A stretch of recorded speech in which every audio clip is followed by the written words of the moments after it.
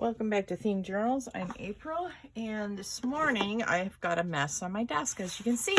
Well, I purposely put it there last night so it'd be ready to go for this morning's video. Now, these are scraps that I got from making my envelopes. So what we're going to do is cut out corners like this, all right? And that should be fairly easy because you already have lines on which to cut. Oops, try not to bang you guys too much this morning. So how did your envelopes go? I hope all is well with you. Happy Tuesday morning. This won't premiere until tomorrow morning. Happy Valentine's Day to all those who are celebrating. Personally, I think Valentine's Day should be something you celebrate with your sweetheart every day of the year, but that's just me. I know some people get very upset when they don't get a gift, but the thing is that how your sweetheart treats you 365 days of the year is more indicative of love than one day of year. Anyway, I have a big pile of scraps, and I am now going to cut them all down, and I probably won't save too many of these scraps when I'm completely done.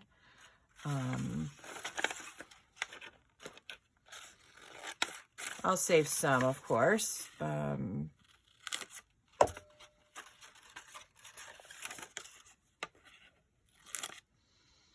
Yeah, I probably should save those. Those are big enough for nice little pieces of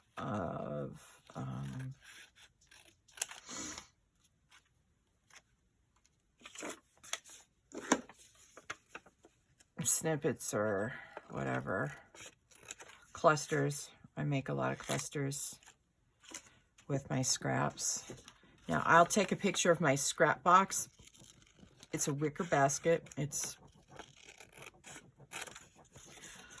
2.5 feet long, maybe 3 feet long, by about maybe half of a foot high, tall, and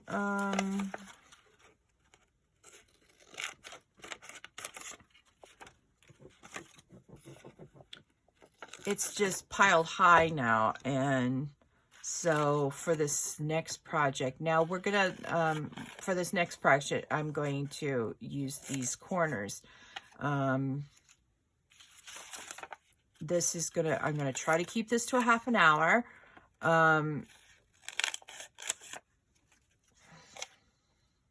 Anyway, we'll see how that one goes. Because you know me, I get carried away with wreaking mayhem and havoc, and I'm off to the races.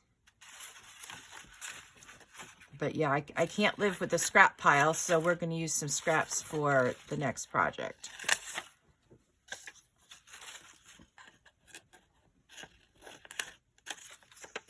And this is the reason why I don't have a lot of scraps at the end of the day. My scrap box has never been so full as it is right now.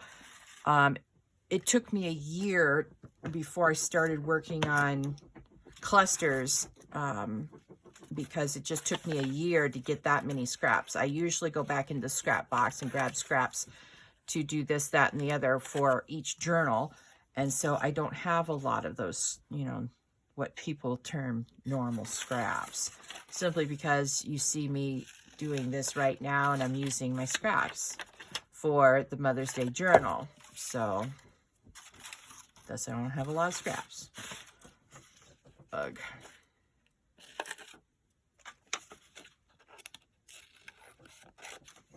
And I will be cutting and cutting and cutting, you know, eventually all these scraps up.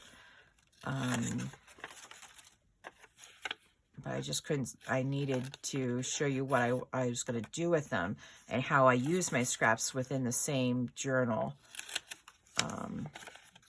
Now,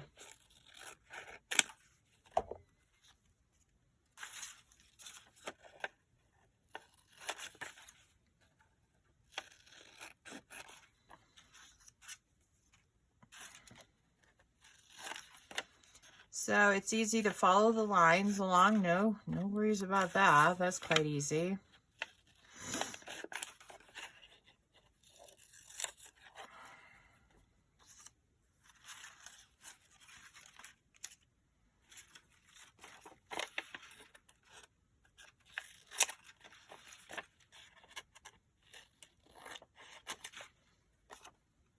So it's like 4 o'clock in the morning here, Mountain Standard Time in US.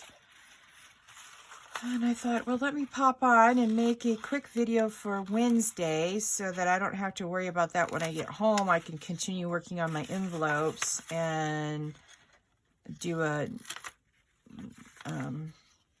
because I still have like 12 or 13 from the stack I started to finish. And then, don't worry, we'll come back to how I'm going to stuff these envelopes, but we have to make more ephemera to put in the envelope. So we're not quite done with the envelopes, but you know, after you get them all decorated and whatnot, then we can put stuff in them. And making my handmade ephemera for my journals takes the longest time. Once we get past, you know, when all the ephemera's all made and the envelopes have what I want in them, blah, blah, blah, then, you know, cutting up the fabric. Well, this time the fabric has got I got a special dealio with the fabric. I'm going to make it more vintagey right from the get-go. But I think the fabric is going to do really well in both cases. And like I said, I have gotten hardback books. A friend of mine had a bunch of hardback fiction stuff in his office, and I was like, hey, can I have your hardbacks? And he was like, yeah, you can have any of the books in those boxes and piles. So I sifted through and twice, and I got as many of the hardbacks as I absolutely could get a hold of. And so I've got a whole big Amazon box full of new books that I can gut and whatnot.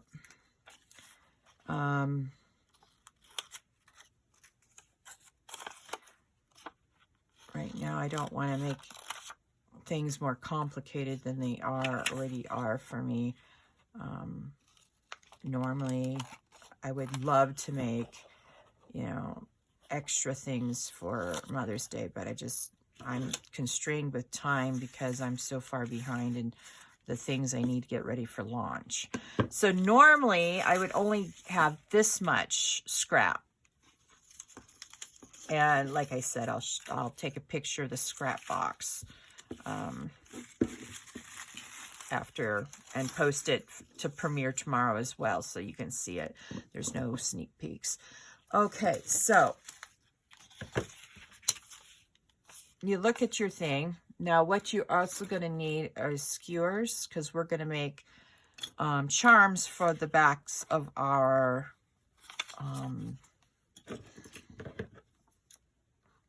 spine jewelry.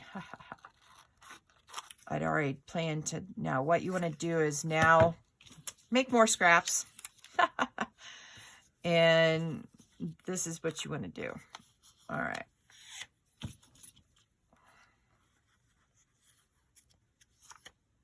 Now I want these soprano clefs and the soprano sign and the treble clefs to show.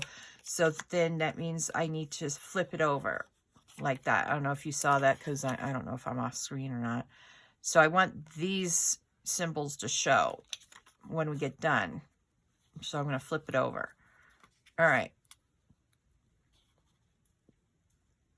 You sort of want to wrap it around your skewer like so. Now you can do this with a toothpick. You can do it with a smaller knitting needle. You can sort of see how wide that is and choose your needle, knitting needle, you know, accordingly. Now, before I get started, let me get some Yoo-Hoo out.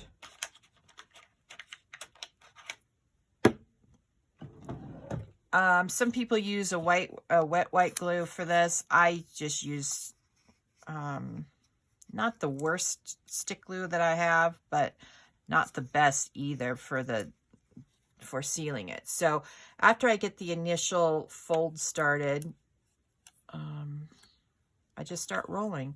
I roll up. It's more comfortable for me. And when you get about that far, now you're going to want something, a glue paper or a glue thing like so. I then put this down. Oh, isn't this fun? Well, I'm going to have to re-roll it. All right. But after you get the initial curl in it, it's really, really easy to re-roll.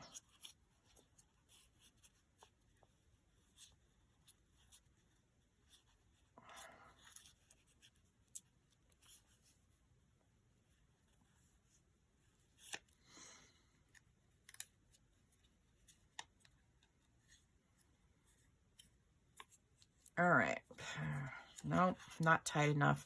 If you have to have this rolled fairly tight. If you lose the tightness as you're rolling it, then you have to re-roll it again. I am an expert by no stretch of the imagination at this. We'll have bead making part 1 and part 2 because I'm not going to, I only have this small little tube. I'm only making tube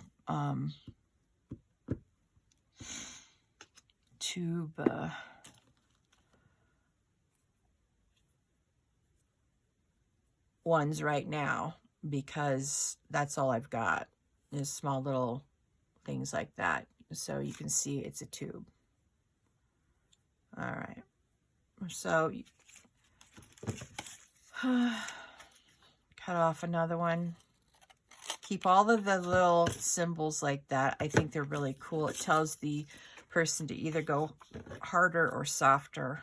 I think FF is to make it louder or harder. I don't remember. I learned some things when I took some piano lessons, but that was a long time ago. And at the time, it was my parents' idea, not mine to do it. And because it was my parents' idea, you know, of course, I got bored with it. And they would have waited for a couple of years. I might have been more interested for me. I may have kept up on it, but, you know, whatever.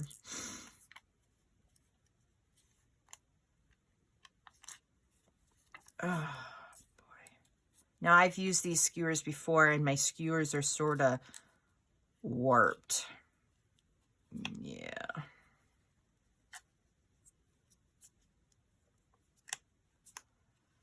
All right.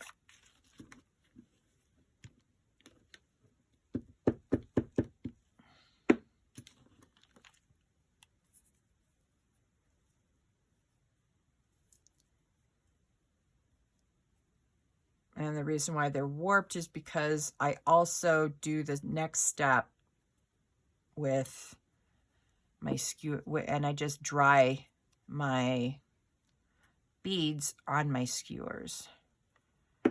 And that'll make more sense once you see how I decorate my beads. See how pretty that is? You know, that side's a little blank, but yeah, that's beautiful. Okay, so remember to take off your the white. This is actually what the blank spot is right there. Right there, it's this. So what I'm going to do is I'm going to start on this side, rolling it up.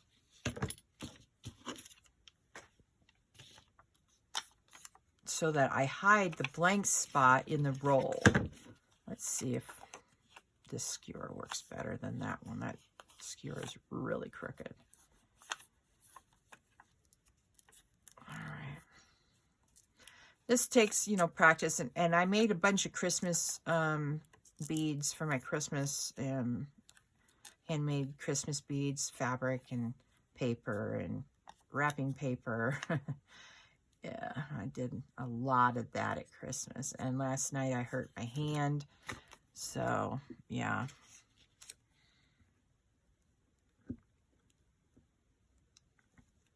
I do remember that. Crescendo. It's an abbreviation for crescendo. All right. Now, somewhere I got off track. All right. Let's try this again. Because I was going crooked. All right.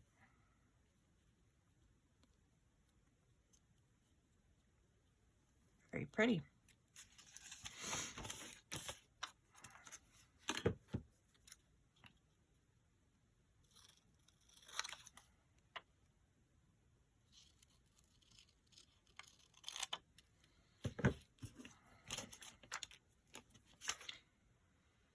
All right, let's see. I really like this side. It's got these taller letter or taller music notes on the treble clefs and stuff. So I'm going to again do this side. And if your cutting is a little bit crooked, that P is just going to have to go. There.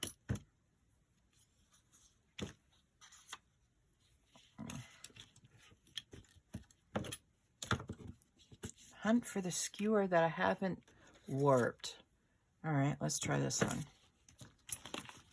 All right, these are all warped.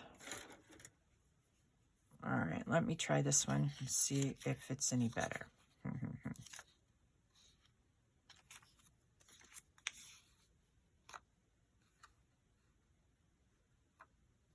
All right, I'm going to start on this side. All right. Because whatever you wrap first is going to be on the inside, and whatever you put on, that's going to be on the outside. Yeah.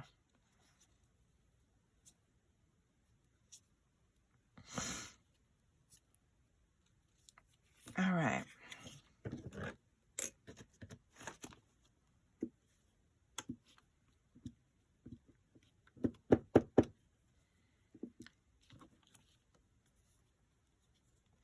Now these are called tube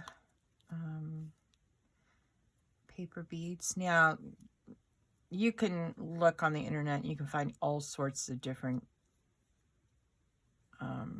ways to make beads.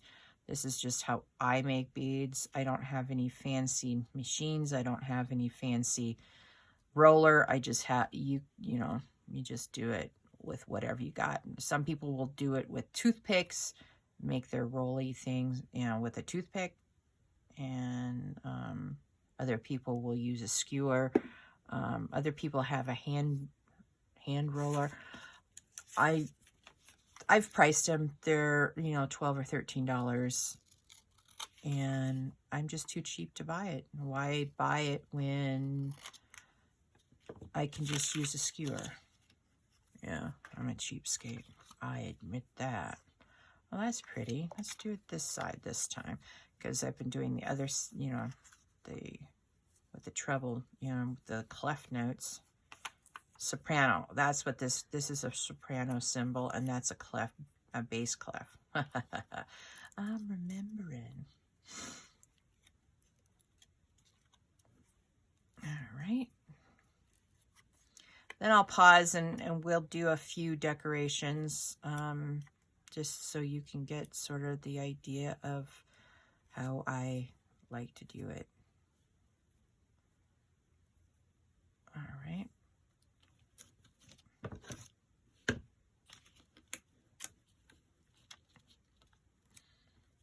Now the reason why I do it this way with the glue stick instead of a wet white glue is because I intend to seal it using Mod Podge or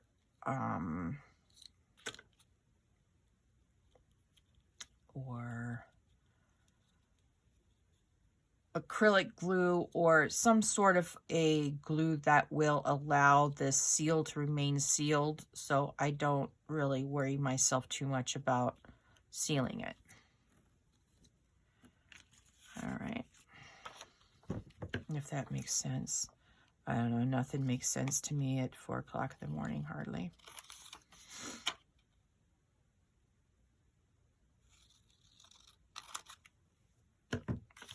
Now these blank scraps I do not save. If it's blank, it's not going to make a good decoration anyway. All right, so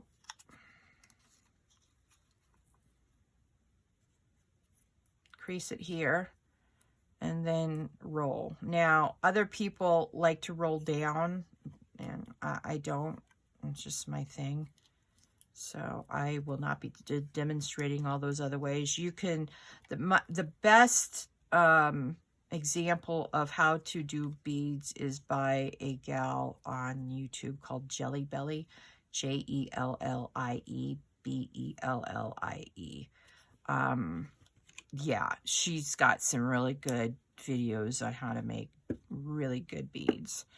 And that's who I watched initially to get this, because one of my other YouTubers said, oh, go over to Jelly Belly and learn how to do beads. She does them really well. So that's what I did. And so I make the same recommendation. Jelly Belly is just hands down the best bead maker on the internet. Now, other people do different style of beads. Now, I learned how to do,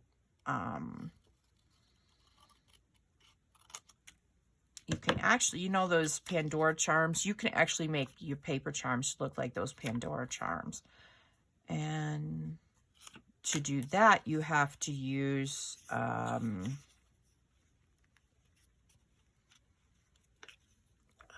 on. Oops. You have to emboss them. And I'll demonstrate embossing too, but oh, it's such a pain in the neck, because when you actually, I see other people emboss and they don't seem to have crystals, embossing crystals everywhere after they're done. Me, I have them all over the place. It drives me absolutely wonky. I mean, just batty. So anyway, I will demonstrate one of those, but the tube ones that we're making today don't lend to good European, you know, Pandora-like charms. And that's all right, because we're doing tube beads right now. I'll show you smaller tube beads. You know, it depends. Speaking of smaller ones, remember that paper I got mad at the other day because I sort of tore it? Well, I'm going to get one of those sheets out to show you another way to do what I'm doing. Okay, so see each of these lines? Yeah. Let's cut out some lines going long ways. And yeah, I'm going to take these, I forget what these, all I know is that you hold the first note while you play these notes, and then you let go at this note on the hold. I forget what that's called. Anyway. And so I'm going to take those as well. Go right down the center here. I think one line is good enough for a demo. Now, I really like this treble, or this soprano clef. So I'm going to start at this end and roll towards that soprano note. All right, so because I got one, I've got one on each side. So one will have to be on the inside, and that's okay. I want to roll this on the inside. So you just roll, and this is smaller, so you have to sort of hold this part between your two fingers to keep it taut, because that to me is really the key on how to roll a good small bead like this. And the longer the piece of paper you're rolling, regardless of what shape you're rolling it into, the thicker the bead becomes. And you want to keep that, the edges fairly, you know, together. Now we're getting towards the end, so now I'm going to put it down and I'm going to put glue on it.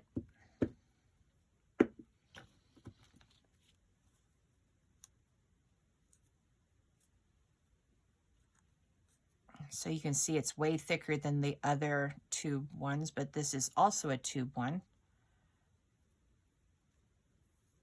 Oh, how beautiful is that? Oh, I love it. All right. So cute. All right, so that's how you do a thicker one. So here's the difference between the tubes I have. But the reason why I'm doing these thinner, because I want them long, fatter, or I don't know. I want them wider. There you go. Because see how the difference between the width are? Yeah. But then this way you've got a thicker little tube.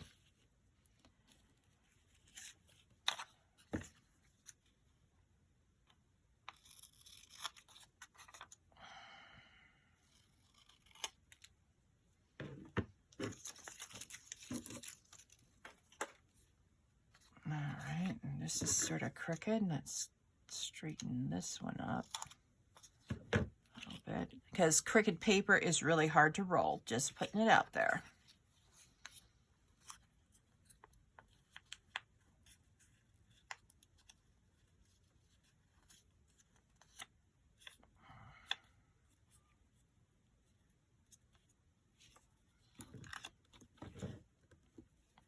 All right.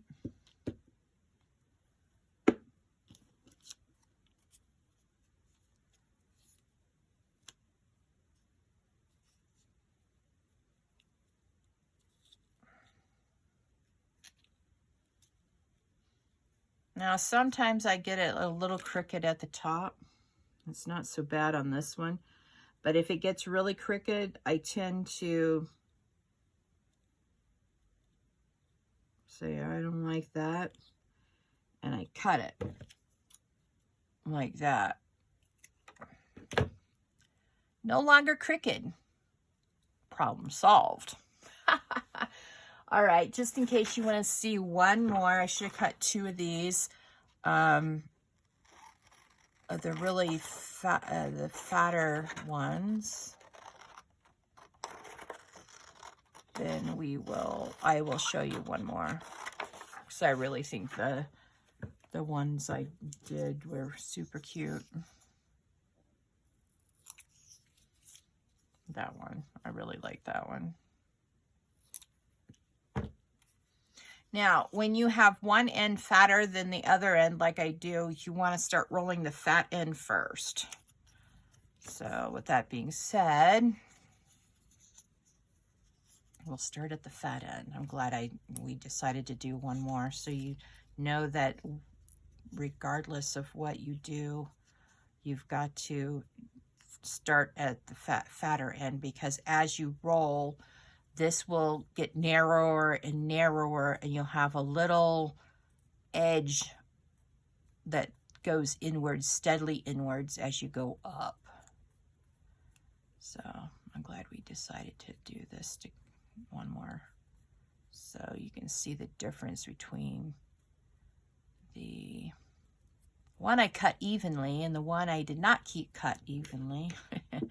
I mean, it's not a major unevenness, but you've got to be attuned to that, because you want the fat edge to poke out more than the top edge, which is the skinnier edge. And as we go through the different styles of beads that I'm going to be using for this, you'll see that, yeah, we will use the skinny edges eventually.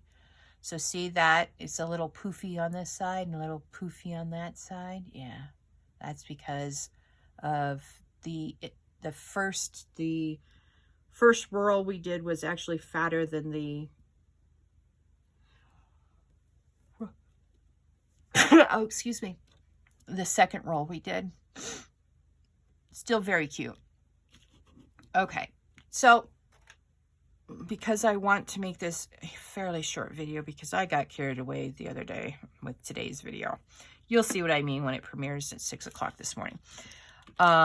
Or yesterday morning. Ha ha ha. Oh, I forgot. Yeah, it premieres this morning, but you won't see this video until tomorrow. Okay.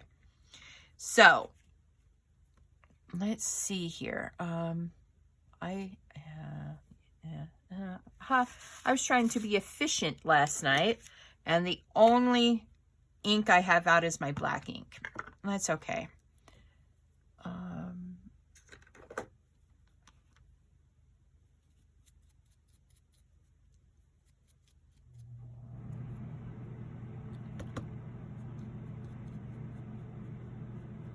All right.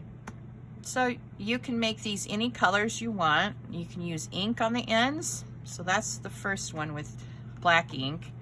I don't know if I like that so much.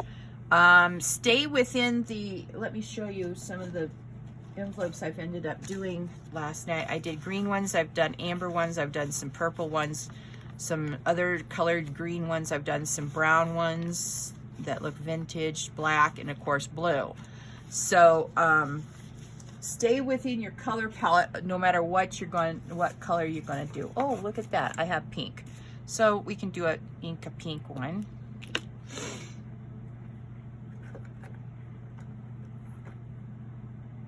That's vermilion.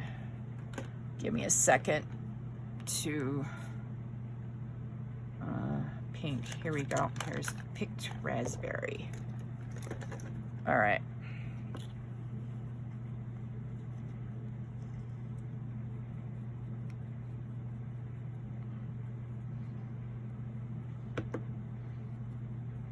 Now, when you're doing this by hand, you sort of just want to eyeball the ink on the ends. All right. So that's the second color palette we've got. I had ink all over this desk last night. I mean, all over the desk. It looks like I'm getting out all the inks again. I was just trying to be efficient. This is what happens when I clean up my mess during okay, we want this one.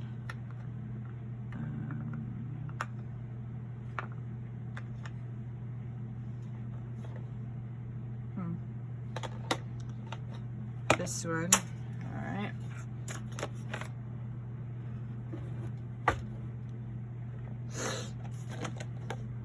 All right, let's see. We did faded jeans. Ugh. Then we did this one, then this one, and then this one. So these are the colors that I've used throughout the envelope process. So, again, I had all these out last night. All right, let's see here. Peeled paint. Now this one looks like the one I was using. Yep, that's for the green. This is my Dusty Concord. Let's see, Cobalt, faded blue jeans. Oh, faded jeans, here we go. And the other, oh, good grief. Tune in for April bonking the camera, man. I'm such an idiot. Sorry.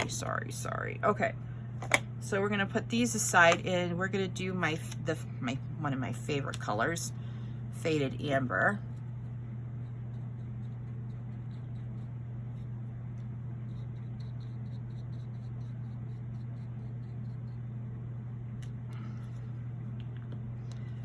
And I'm just going to do like one of each color so, you know, you can sort of see the effects of them.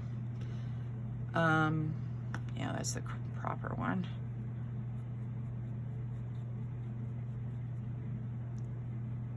Now you can color the entire bead, or the entire bead. Yeah, these are beads. Like so.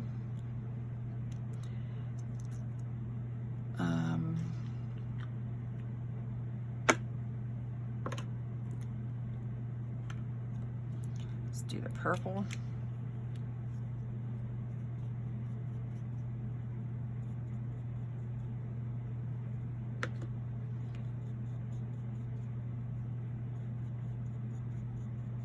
All right. So there's the purple.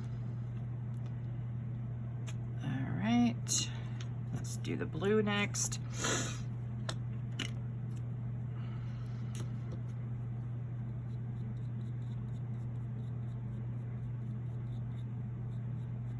Yeah, see, I got that. I started out a little longer. Now I've got to sort of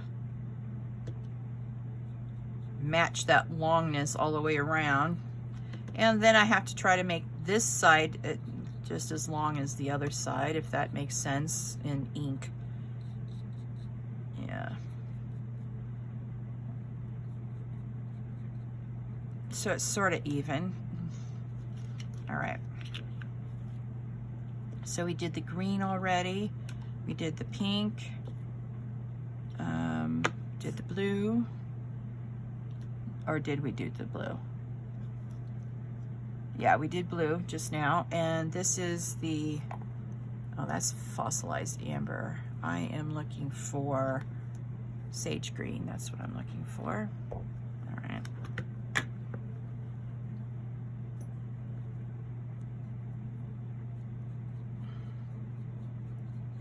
Sage green is super pretty, I think.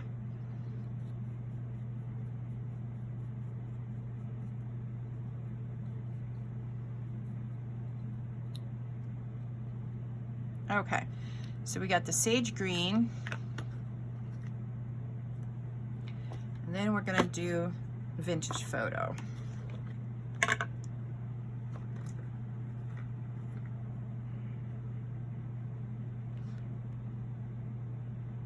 Oh, that's black soot. Oh, that's espresso. Hang on. Espresso. Oh, I got 2 espressos. That's the problem. All right. Vintage photo. Oh, sorry. Last night I couldn't find my jet black, so I made another jet black. I made a different, I took a double and then changed the color of it. Anyway. All right, I made just enough for all the colors that I've used over in my pile over here of envelopes. All right. Now I'm going to show you a couple of ways to seal these. I'm just going to run these up and down the, oh, I don't know if you can see that. I'm just rolling it.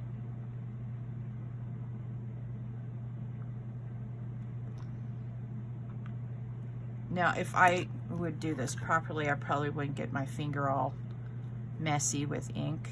So you can put it on your skewer and sort of roll it, roll it, roll it, until you get the desired color you want. You can pop it off. All right, so that's how you can do the entire thing. Make it totally vintage. All right, now I'm going to get a couple of things from over here. You can't see it because I'm not moving my, what do you call it? Oh, I've got to go and get that shelf from my friend. I've got to sell my stinking couch so I can have room for it in the other room. Oh, bother. Oh, here it is. And much. Okay. There's several different ways to seal it. Okay. Now I'm not going to demonstrate these today. But Mod Podge and this, this is just sparkling nail polish, silver, Wet n Wild. Let's do this one first since it's probably be the easiest. So you grab a skewer and you put the bead on it like so.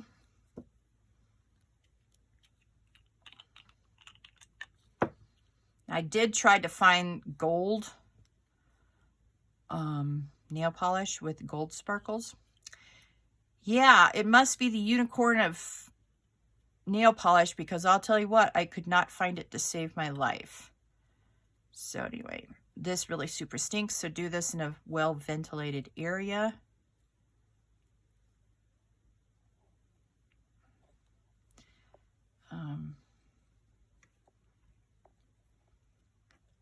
But you can just put on, you know, YouTube search paper beads, and so many different styles of doing it, finishing it will all come up.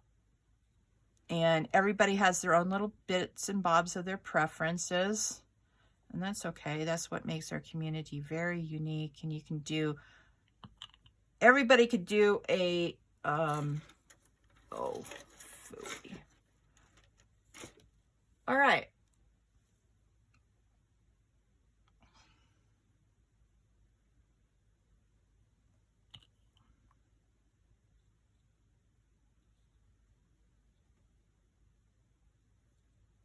I think normally I have a lot of patience and I let these dry. So I'm going to try to be patient. I'm just going to stick them up here under something so that the bead doesn't fall off, because they're really super loose on the skewers.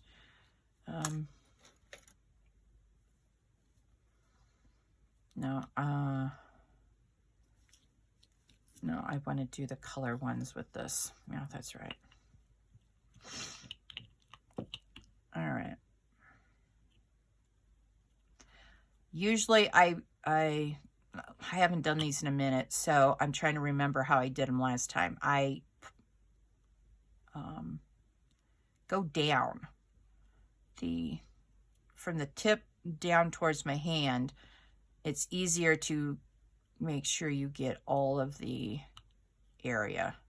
Now me, I have to look over my tip of my glasses to see whether I got it all. And in the meantime, I am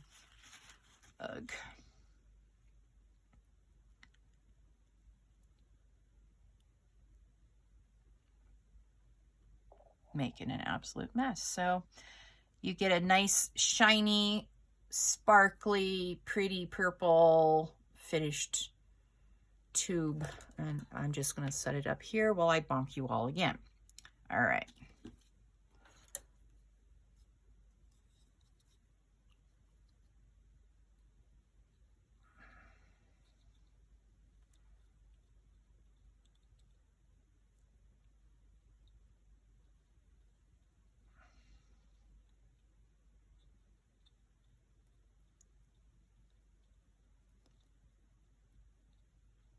I really like the effect of this sparkly nail polish on these. I didn't use nail polish for my Christmas ones. One of my favorite YouTubers is Natasha at Treasure Books, and she did some in a video around Christmas time that she used nail polish, and she found gold nail polish with gold sparkles, and I tried to find gold sparkles, but to no avail. But I did get this Wet n Wild on Amazon for 99 cents, so I can't complain. I remember Wet n Wild used to sell for 99 cents when I was a kid. Yeah, I doubt they sell in the store for 99 cents anymore, but anyway.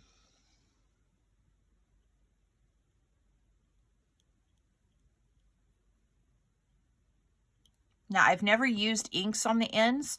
I've used gold and different things like that, but I really like the effect of the colored inks on that. All right. No, put that over there with that one, April.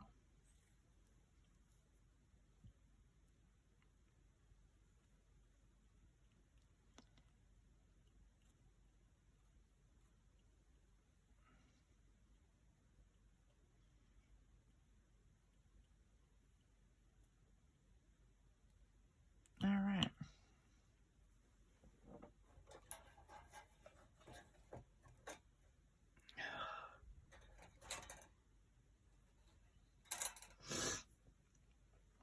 Okay, now I'm going to switch over to a different medium that you can seal your stuff with. For the last two, this is Mod Podge Sparkle. So they put glitter in the Mod Podge from the manufacturers,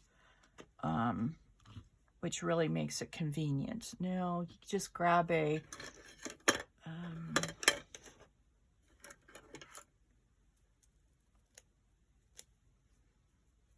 right. Get another skewer. Put it on your skewer like so. Go in your sparkling Mod Podge. Now, if you don't have sparkling Mod Podge, that's okay. You can use your inks. You can use gilding paste. I have gilding paste. I'll have to demo that as well. I also have gold acrylics.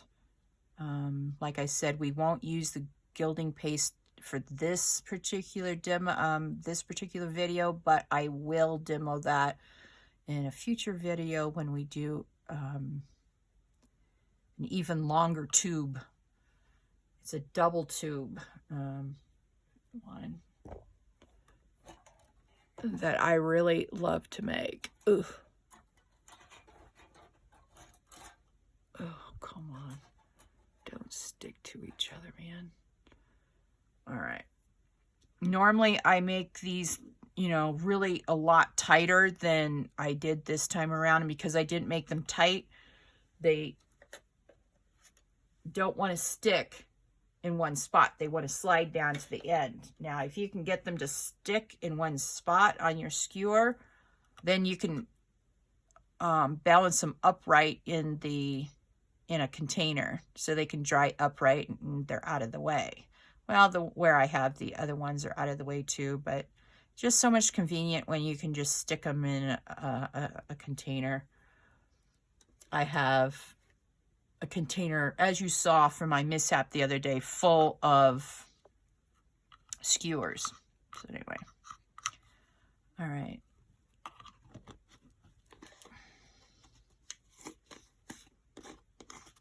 So that is sparkling Mod Podge, and I will clean this with a baby wipe at the moment.